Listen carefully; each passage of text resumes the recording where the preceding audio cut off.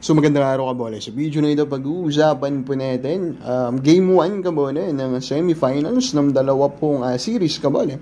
And then I will name po the top 3 targets po ng Meralco Bolts, and of course yung issue po ngayon sa MPBL. So hindi pa nakasubscribe pa, pindot naman po yung subscription button. Simulan na natin sa issue po sa MPBL kabole.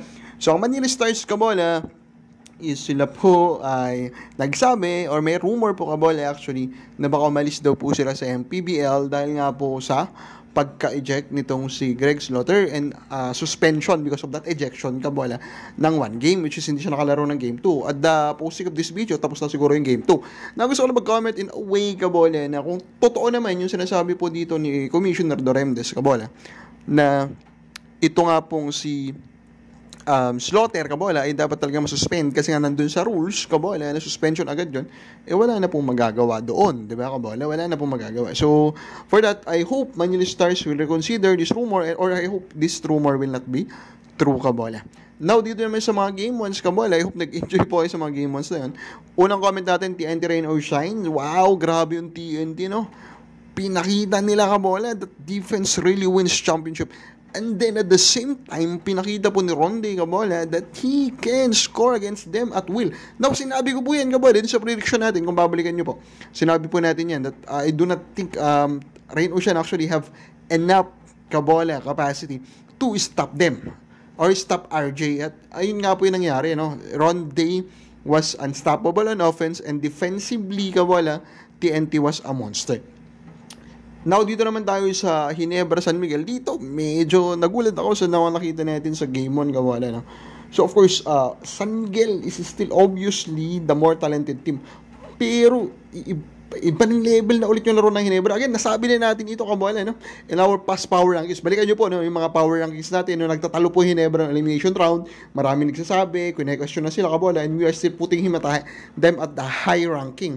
Kasi we know, sanay na po tayo, ilang beses ko na napanood ito yung medyo may problema sa team ni Coach Tim Cone sa elimination round, pero pag playoffs na, nagpipick po yung kanilang level of play kabola. Ganyan ang galawan ng isang Coach Tim Cone kabola. So hindi ako nagugulat dito kabola. More of nagugulat ako sa pangit ng nilalaro ng San Miguel Beermen kasi at the end of the day, they have a more healthier team. So bakit po nagkakalat sila kabola?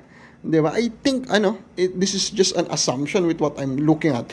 I think nagkakaroon na ng malaking issue between the coaching staff and the mga players wherein, kabola, hindi na sila nag-a-agree sa tamang plano at dahil hindi na sila nag-a-agree sa tamang panalo to win the games, kabola, yun, nagkakaproblema na sila in accomplishing things so that they can get the victory. Now, Meralco Bolts, kabola, ito na po yung suggestion natin na top 3 targets nila. Una dyan sa listahan ko will be Sean Manganti. Bakit po si Sean Manganti, kabola? He is one of the most underrated forward right now in the league. He's 6'3", 6'4", he can defend, his shooting is acceptable, kabola. So, for me, this type of player, ito yung mga kailangan talaga. Kung titignan mo yung roster Meralco, medyo wala po silang ganitong klase ng player. No, low maintenance offense and defensively, he will be a very good one.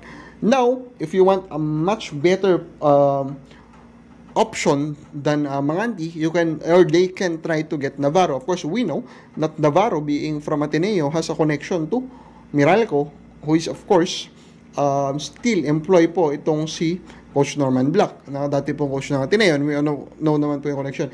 And Navarro, for me, is a perfect fit again because of the, parang same lang din. Pero may additional lang yun kasi for she is capable of handling the ball. Pero para sa akin, number 1 pa rin sa akin na realistic option nila will be J.O. Ambohot. Bakit po J.O. Ambohot? Ambohot, yes, actually, pag titignan mo, napakalalim ngayon ng frontline rotation nila. Pero kulang pa rin talaga ng consistent po na stretch big. And I think Ambohot has shown enough for me to say that he is a stretch big and he's still young, kabola. So, for me, he's a legit target. Kababal sa pagkakita mo, sino dapat i-target po ng Meralco?